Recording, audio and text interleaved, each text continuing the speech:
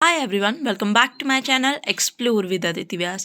In today's video, I'm going to discuss about Erik Erikson theory, जो कि हमने psychology की सीरीज स्टार्ट की हुई है for HP TET and other CTET वगैरह. ठीक है, तो उन थ्योरीज में सबसे इंपॉर्टेंट थ्योरी जो रहती है एरिक्सन की थ्योरी भी रहती है, क्योंकि अगर आप प्रीवियस ईयर के क्वेश्चन देखेंगे तो उनमें बहुत सारे क्वेश्चन इस थ्योरी के रिगार्डिंग आए हुए हैं. ठीक है, जिसमें आपसे पूछा गया है कि वेरियस स्टेजेस कौन कौन सी दी थी एरिक्सन की थ्योरी में. तो मैंने यहाँ पे बहुत इंपॉर्टेंट पॉइंट्स टाइप नोट बनाए हुए हैं, आप इनको राइट डाउन भी कर सकते हैं, काफ़ी हेल्पफुल रहने वाले हैं अगर आप टैट की प्रिपरेशन कर रहे हैं. साथ ही साथ ये बीएड में भी हेल्पफुल रहती है. Okay, so let's start the video. But before starting the video, अगर आप मेरे चैनल में नए हैं देन प्लीज़ सब्सक्राइब इट.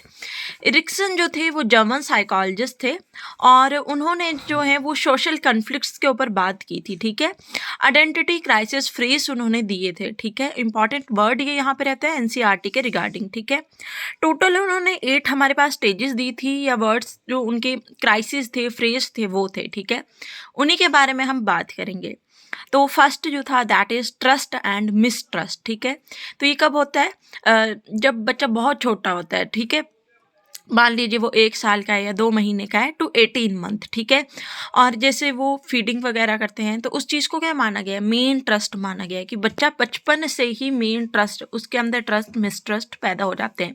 कि मान लीजिए बच्चा अपनी मदर पे बहुत ट्रस्ट करता है, उन्हीं के साथ ज़्यादा रहना पसंद करता है. ठीक है, बट कोई उसके साथ थोड़ा सा भी गलत कर दे तो उसको मिसट्रस्ट हो जाता है कि नहीं, अब वो पर्सन बार बार वैसा ही करेगा. ठीक है, देन शेम एंड डाउट, इसकी जो एज ग्रुप है दैट इज़ 1.5 to 3 years. आपको बार बार ये चीज़ें भी पूछी जा सकती हैं कि कौन सा ईयर रहता है. ठीक है, या कब होता है ऐसा जो शेम डाउट के जो हमारे पास फ्रेज हैं. ठीक है, तो ऐसा तब होता है जब बच्चा 3 साल का होता है, अपने काम को वो खुद करता है और उसको डाउट रहते हैं चीज़ों को लेके, या शेमफुल वो फील करता है जब वो उस काम को ना कर पाए. ठीक है, देन इनिशिएटिव एंड गिल्ट, तो ये 5 साल के बच्चे तक रहता है. ठीक है, लाइक अगर वो कोई चीज़ कर रहा है और उसको पॉजिटिव वाइब्स मिलती हैं या उस चीज़ को करके पॉजिटिविटी मिलती है. ठीक है, तो वो और अच्छे से उस पॉजिटिव एनर्जी को यूज़ करके एक्सप्लोर करेगा चीज़ों को, और अगर नेगेटिव मिलती है तो उसको गिल्ट फील होगा. ठीक है, देन इंडस्ट्री एंड इन्फेरिटी. ठीक है, इन्फेरिटी, सॉरी मक्खी आ गई है. तो ऐसा कब होता है? जो हमारी एलिमेंट्री एज होती है, यानी कि स्कूल एज होती है. ठीक है, कि बच्चे के अंदर क्या है, पॉजिटिव एटीट्यूड डेवलप हो रहा है, स्किल्स डेवलप हो रही हैं. ठीक है, वो अपने आप को प्रिपेयर कर रहा है. ठीक है, then the fifth one is identity and role confusion.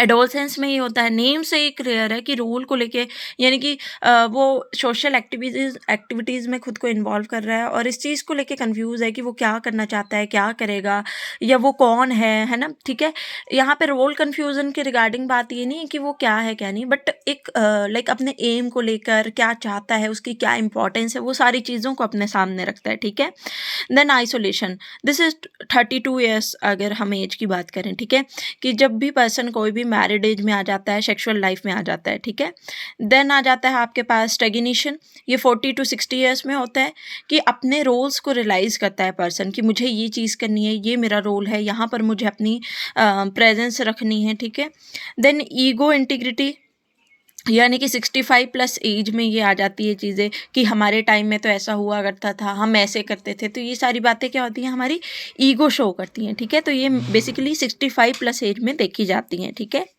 Then criticism क्या रहता था कि इसमें सिर्फ और सिर्फ मेल को ही कंसीडर किया गया था, मेल पे ही इन्होंने वर्क किया था एरिक्सन ने. ठीक है, और बहुत कम लोगों पे उन्होंने वर्क किया था. तो हम नहीं कह सकते कि सारे लोग ऐसे करते होंगे या सोचते होंगे, या फिर फीमेल के थॉट्स भी मेल के सेम ही होंगे. ठीक है, और कंसेप्ट जो थे ना वो प्रॉपर्ली डिफाइंड नहीं थे, कि पॉजिटिव एटीट्यूड की बात की गई है तो नेगेटिव को प्रॉपर्ली डिफाइन नहीं किया गया है. ठीक है, ईगोस्टिक होंगे बट किस वे में होंगे, ये सारी चीज़ें उन्होंने प्रॉपर्ली नहीं बताई थी, तो इसलिए उनकी थ्योरी का क्रिटिसिज्म किया गया था.